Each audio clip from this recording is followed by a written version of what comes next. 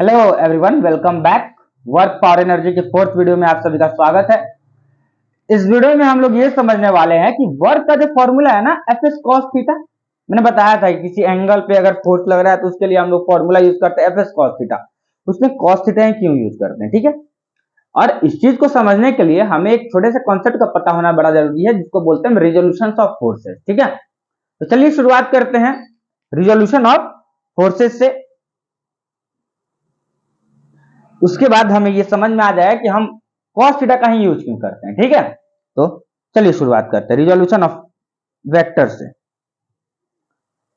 ठीक है। इसको सही से लिखते हैं, रिजोल्यूशन ऑफ वेक्टर से।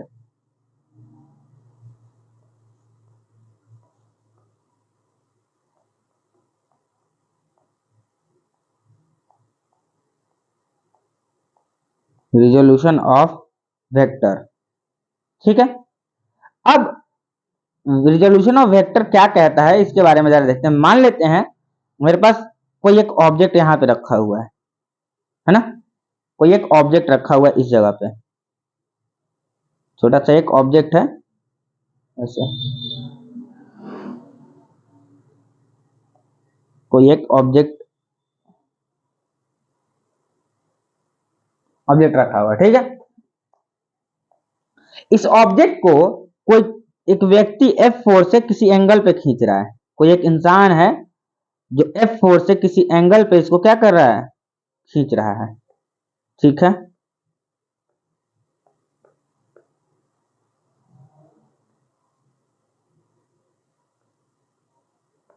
ठीक है, एफ फोर्स से खींच रहा है किसी एंगल पे। इसका मतलब ये जो फोर्स एफ है, इसकी वजह से जो फोर्स एफ लग रहा है वो थोड़ा सा इधर भी मूव जाएगा, इस इधर भी मूव, उधर भी लगेगा।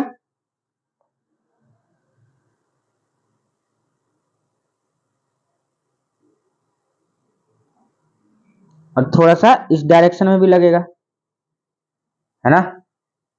इसका मतलब क्या हुआ, तो अच्छा देखिए, ये जो फोर्स है, अगर कोई ऑब्जेक्ट, कोई एक इंसान है, उसे किसी एंगल पे ऐसे खींच रहा है, थीटा एंगल पे, है ना।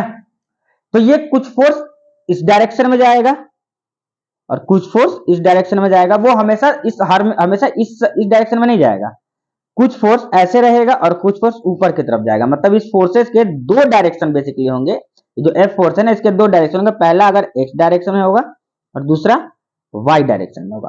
तो जो फोर्स एक्स डायरेक्शन में होगा उसको हम लोग बोलते हैं एफ एक्स, और जो फोर्स वाई डायरेक्शन में होगा उसको बोलते हैं हम लोग F Y. Basically F force है वो दो पार्ट में डिवाइड होगा खींचने के बाद। ये अगर एंगल पे खींचेंगे ना, तो ये कुछ एक्स में चल रहा होगा ऐसे, उठ के चल रहा होगा ऐसे, तो कुछ एक्स में चल रहा होगा, कुछ वाई में चल रहा होगा। ये वाई में भी चल रहा है इस साइड, कुछ वाई में। बेसिकली ये आधा एक्स में चल रहा है, आधा वाई में चल रहा है। आधा नहीं होता, कुछ पार्ट एक्स में चल रहा है, कुछ पार्ट वाई में चल रहा है। तो हम ये नहीं कर सकते कि वो हमेशा एक्स में चलेगा या कुछ आधा आधा करेगा। और ये जो एफ जो फोर्स है ना, वो एक्स और वाई दोनों को मिला करके चल रहा है। मतलब कुछ एक्स में चलेगा, कुछ वाई में चलेगा। ये चीज समझ में आया। अच्छा, अब हमें पता करना है कि एक्स में कितना चलेगा और वाई में कितना चलेगा, ठीक है। इसके लिए हम लोग क्या करते हैं, इसी फिगर को कॉपी करते हैं और नेक्स्ट पेज पे चलते हैं। ये बात समझ में आया। इसी फिगर को कॉपी कीजिए और नेक्स्ट पेज पे चलिए,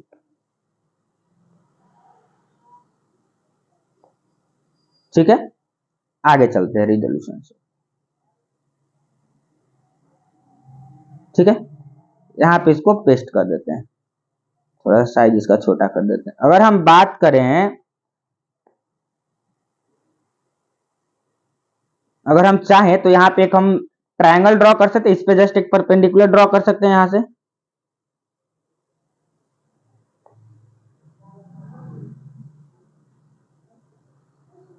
इस पे एक जस्ट परपेंडिकुलर ड्रॉ कर देते हैं, ठीक है। चलो इस फिगर को पूरा बढ़िया से बनाते हैं, फिर से बनाते हैं फिगर को बढ़िया से।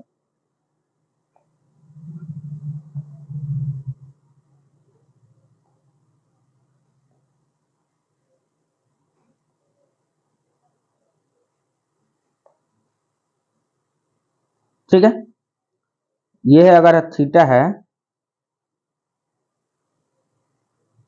ये अगर थीटा है और इसे हम परपेंडिकुलर यहाँ पे ड्रॉ किए, परपेंडिकुलर को थोड़ा दूसरे कलर से ड्रॉ करते हैं। यहाँ पे हमने एक परपेंडिकुलर ड्रॉ किया, इस साइड भी सेम इसी साइड पे परपेंडिकुलर ड्रॉ किया, और ये जो मेरा पॉइंट है वो है F.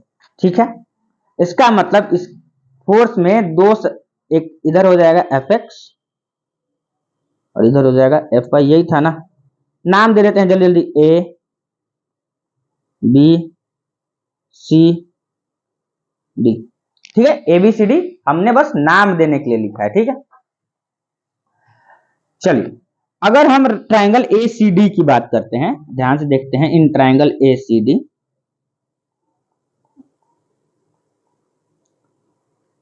In triangle A C D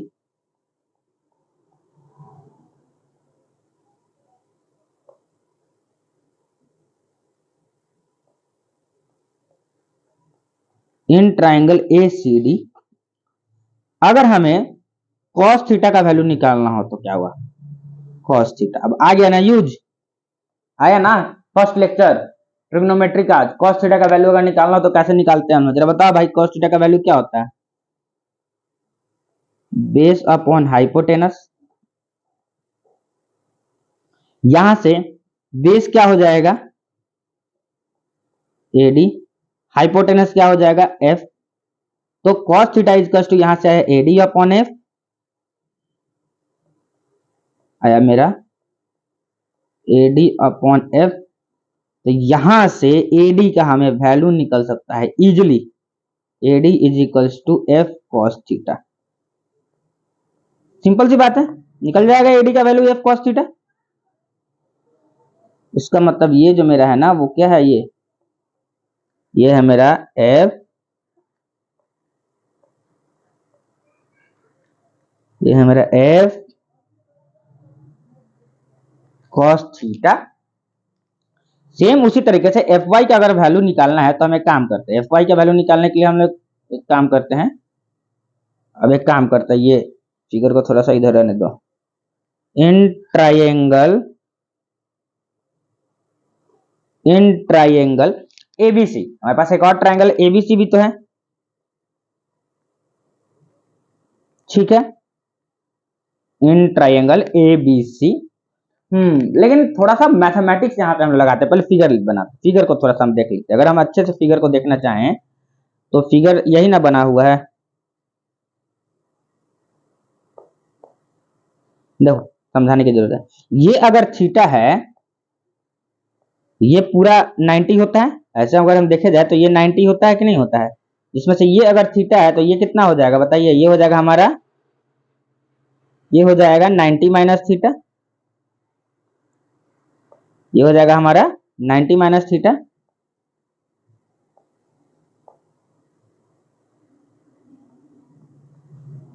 ninety minus theta हो जाएगा, ये अगेन 90 होगा, ये अगेन 90 होगा। तो ये अपने आप क्या हो जाएगा हमारा, ये थीटा हो जाएगा, ये हो जाएगा कितना थीटा। नहीं समझ में आ रहा है तो इसको एक्सप्लेन भी कर सकते हैं, मतलब राइट एंगल ट्रायंगल है ना, तो ये थीटा है, तो ये 90 माइनस थीटा, ये तो समझ में आ रहा है, मतलब टोटल 90 होता है, तो इसमें से ये थीटा डिग्री है, तो वो बचा हुआ कितना हो जाएगा, 90 में से 60 बचेगा। अरे मान लेते हैं टोटल 90 डिग्री होता है तो ये 60 डिग्री है, तो 90 में से 60 घटाओगे वो 30 डिग्री बचेगा ना। ये आ गया 90 माइनस थीटा, ये हो गया हमारा 90 डिग्री परपेंडिकुलर। अब बच गया क्या, थीटा बच गया। कैसे, जरा दिमाग लगाना। एक राइट एंगल ट्रायंगल में तीनों एंगल का सम कितना होता है 180 डिग्री, तो 90 माइनस थीटा प्लस 90 प्लस इसको x मान लेना, x इक्वल टू 180 डिग्री, ना x का वैल्यू तुमको यहाँ पे थीटा ही आ जाएगा, समझ में आया। चलो ये हो गया। अब right angle in triangle A B C, triangle A B सी,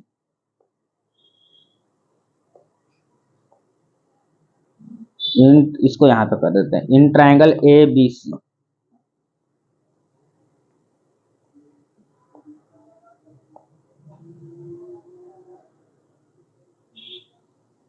ठीक है,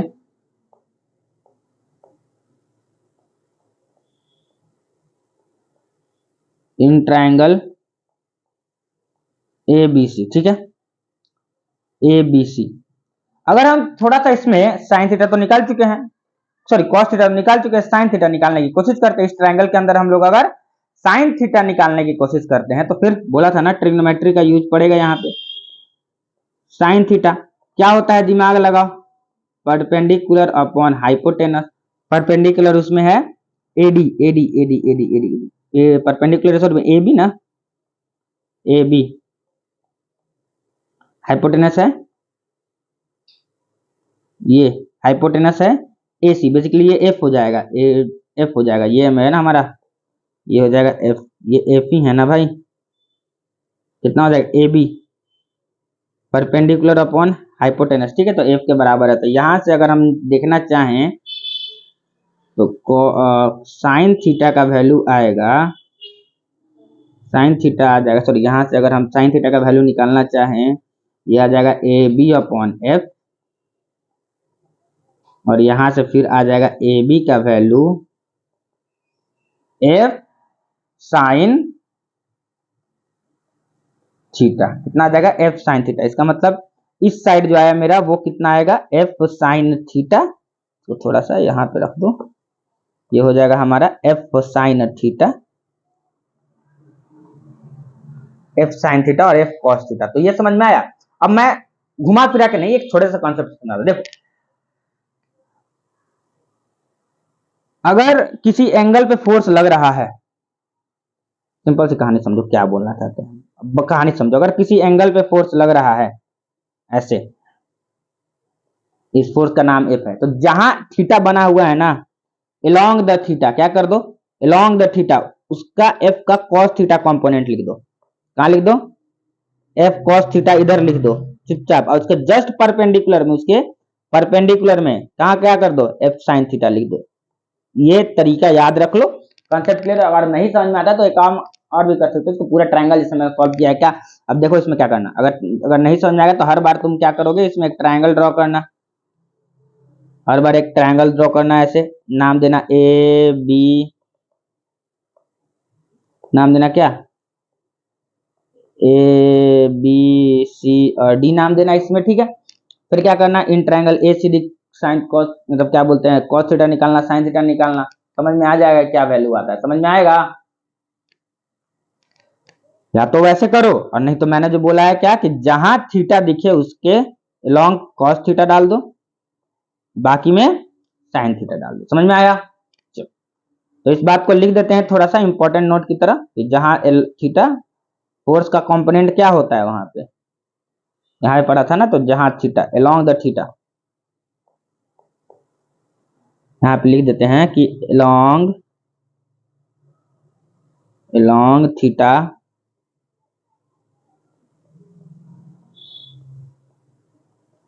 component of force is cos theta and perpendicular to theta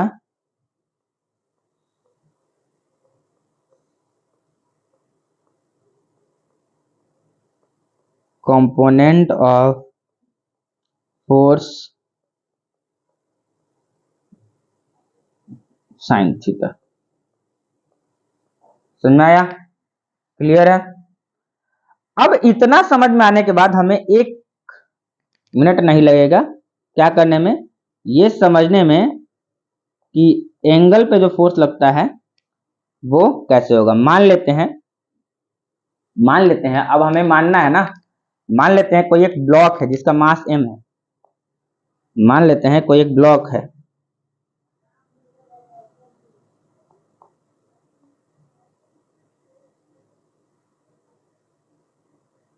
ठीक है, इस ब्लॉक का मास m है, और इसको हम लोग कॉपी कर लेते हैं फिर से एक बार, ठीक है।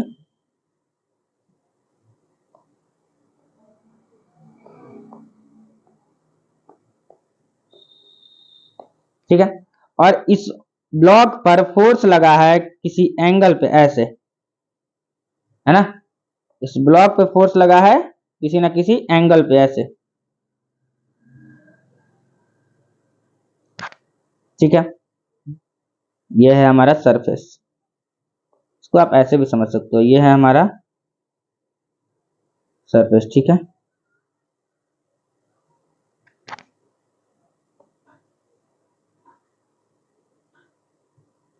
और जो फोर्स लगा है वो है थीटा एंगल के ऊपर फोर्स लगा है।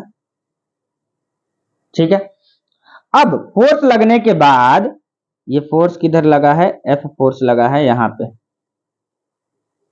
एफ फोर्स लगा है थीटा, इसको एंगल पे फोर्स लगा है, कितना, एफ फोर्स एंगल पे लगा है।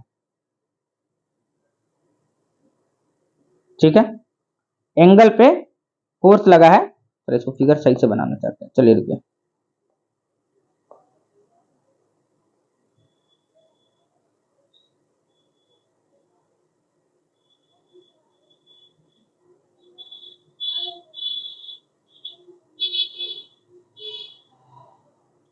ठीक है, ये किसी ना किसी एंगल पे फोर्स लगा है थीटा,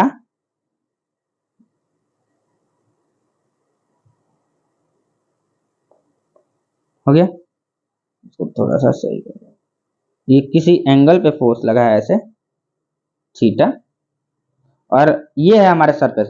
फोर्स लगने के बाद वो जो ब्लॉक है वो मूव करते करते कहां पहुंचा, एस से डिस्प्लेसमेंट किया। फोर्स लगा इस पे है, किसी एंगल पे है थीटा, और वो ब्लॉक मूव किया है, डिस्प्लेसमेंट किया है एस, और पहुंच गया है बी पर। ये है ए और ये है बी। समझ में? तो हमें क्या पता है कि वर्क डन का क्या फॉर्मूला होता है, वर्क डन का क्या फॉर्मूला होता है,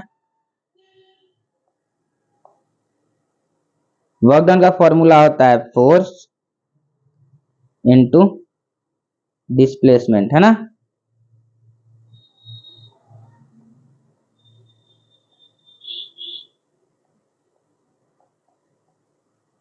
फोर्स इनटू डिस्प्लेसमेंट, समझ में आया? अच्छा, फोर्स क्या लग रहा है जरा इस पे हम ध्यान देते हैं। फोर्स जो अगर लग रहा है तो देखिएगा, हमने अभी जस्ट डिराइव किया ना कि जहां एंगल दिया है उसके अलोंग फोर्स का कौन सा कंपोनेंट आता है, कॉस थीटा। इसका मतलब मेरा जो फोर्स लग रहा है वो क्या लग रहा है, अलोंग द थीटा। मतलब इस साइड में कितना लग रहा होगा, इस साइड में कितना लग रहा होगा, ये लग रहा होगा एफ कॉस थीटा, और इसके जस्ट इस साइड परपेंडिकुलर में कितना लग रहा होगा, यहाँ पे जस्ट इस साइड में लग रहा होगा एफ एफ साइन थीटा। अब सोचो, ये जो बॉडी मूव कर रहा है क्या वो ऊपर जा रहा है, ऊपर जा रहा है, नहीं जा रहा है, ऐसे जा रहा है, आगे की तरफ जा रहा है किसी एंगल पे। मतलब जो मूवमेंट हो रहा है ना, फोर्स की कॉस थीटा वाले कंपोनेंट की वजह से हो रहा है। ये बात समझ में है, फोर्स का कॉस थीटा के कंपोनेंट की वजह से मूवमेंट हो रहा है। इसीलिए हम लोग इसमें फोर्स का वो कंपोनेंट लेंगे जो मूवमेंट करा रहा है। तो वर्क डन के लिए हमने लिखा W, फोर्स के लिए हमने लिखा F cos थीटा, डिस्प्लेसमेंट के लिए लिखा S। तो वर्क डन आ गया मेरा Fs cos ऑफ थीटा, और यहां से ये बात समझ में आया।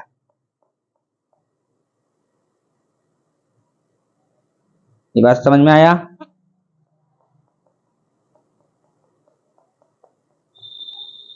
ये बात क्लियर है? तो दिक्कत ये समझ में आया ना कि फोर्स में कॉस थीटा ही क्यों यूज करते हैं, क्योंकि जो फोर्स है उस फोर्स का कॉस थीटा वाला जो कंपोनेंट है ना, उसकी वजह से बॉडी क्या कर रहा है, मूव कर रहा है। इसलिए हम लोग कॉस थीटा यूज कर रहे हैं। अब समझ में आया भाई? तो जाते वक्त आज के लेक्चर में इतना ही, बट लेकिन एक छोटा सा होमवर्क दे देते हैं हम लोग आपको। चलिए ठीक है, देखिए एक छोटा सा होमवर्क दे देते हैं, घर से ट्राई कीजिएगा इसको। क्वेश्चन है हमारा आज का, for what value of theta